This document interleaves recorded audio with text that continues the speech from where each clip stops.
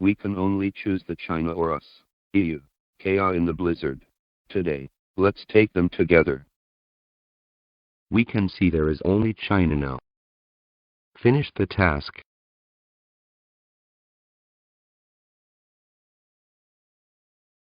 Now open my computer and find the C. Open the user.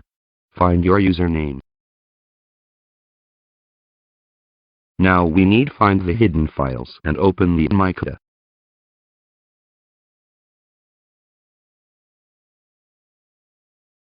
We can see Blizzard now. Here is where we need to change allowed regions and allowed locales.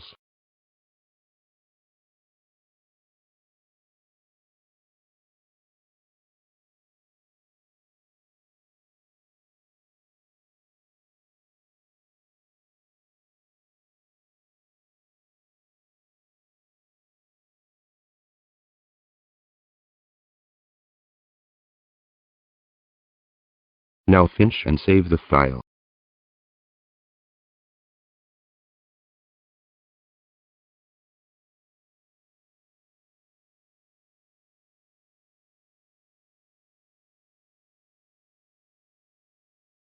Now we can see we have 4 areas to choose.